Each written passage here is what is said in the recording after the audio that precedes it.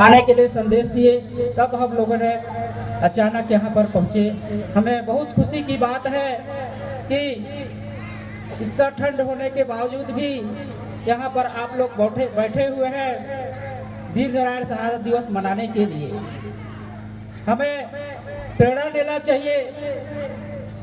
जो छत्तीसगढ़ के प्रथम वीर नारायण साहिब जी ने जिस समय अंग्रेजों की शासन थी, लोग गरीबों, उस समय गरीबी छाई हुई थी देश में, वर्षा नहीं हो रहा था, लोग अन्न के लिए तरस रहे थे। लेकिन हमारे वीर नारायण जी ने जनता को देखते हुए शासन की खजाना को सभी को बंटवा दिया और अंग्रेजों ने उनको दंडित किया और खत्म भी कर दिया, जिससे हमें प्रेरणा मिलना चाहिए कि हमें जनता के पीछे जाना चाहिए, जनता के हित में काम करना चाहिए।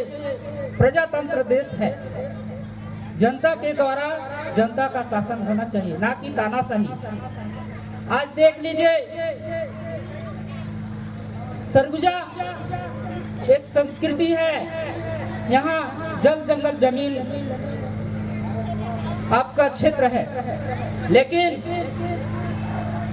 आज शासन के द्वारा पेड़ पौधों को कटवाया जा रहा है और यहाँ की संस्कृति को मिटाया जा रहा है।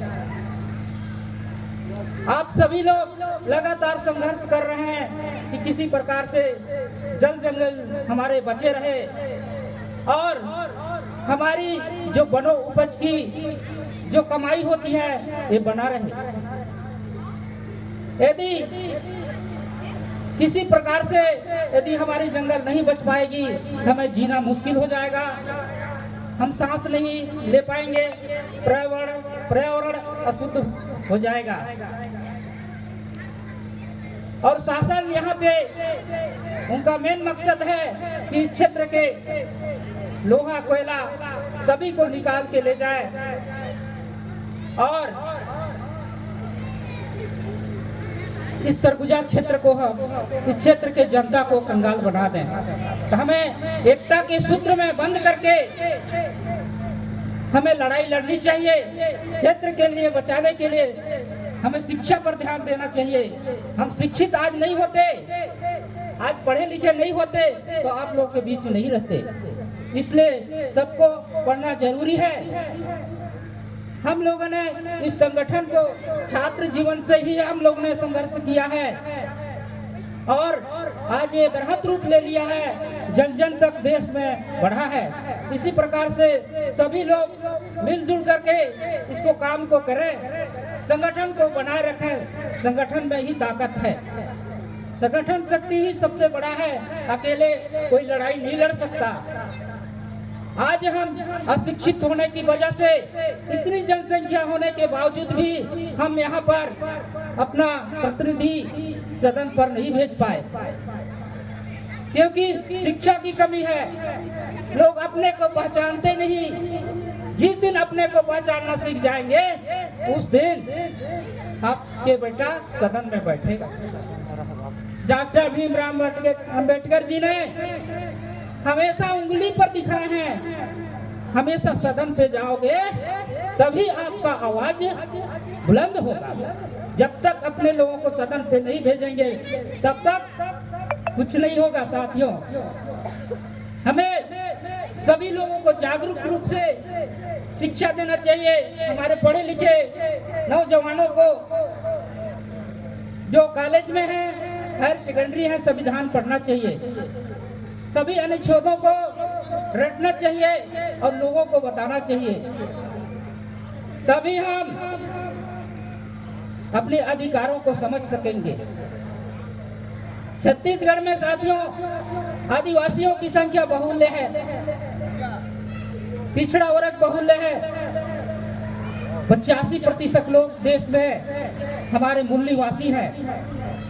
फिर भी सदन में आप लोग सही व्यक्ति को, अपना आदमी को नहीं पहचान पा रहे हैं। किसको भेजना चाहिए, किस प्रतिनिधि को हमें चुन कर भेजना चाहिए, हमें अधिकारों को बुलंद कर सके। इस चीज को नहीं समझते आप लोग। छोटे से लालच के लिए, एक दिन चंद लम्हों के लिए, अपनी स्वार्थ के लिए वोट दे करके लोगों को पहुंचा देते हैं। ये विडंबना है। इस चीज को हमको समझना चाहिए कि हम चंद चीजों के लिए हम ले लेते हैं। हमारी भाई बहनें साड़ी चूड़ी पौवा लेकर के ही बिक जाते हैं। सोचते हैं कि प्रत्याशी के पास पैसा है, हम उसी को वोट देंगे। तो ऐसा मत सोचिए। जो अब अपने अधिकारों को रख सके, सभी को लेकर के जाए, ऐसे व्यक्ति को आप लोग इस क्षेत्र के जनप्रतिनिधि जब तक सदन में नहीं भेजेंगे तब तक कुछ होने वाला नहीं है। साथियों, हम लोगों ने इस संघर्ष को बचपन से ही काटा है और संघर्ष करते आए हैं। आज हम जानते हैं कि सब लोग चाहते हैं कि हमारा प्रतिनिधि अच्छा हो, लेकिन जानते हुए भी अपनी बुलंद आवाज कर सभी लोगों को कह नहीं सकते। इसलिए इस मंच के माध्यम से आप लोगों को कह रहे हैं, संगठित रहें, शिक्षित रहें और अपने अपने बच्चों को पढ़ाएं। और जो बच्चे छूट गए हैं, पढ़ाई छोड़ गए हैं, उनको भी पढ़ने के लिए प्रेरित करें।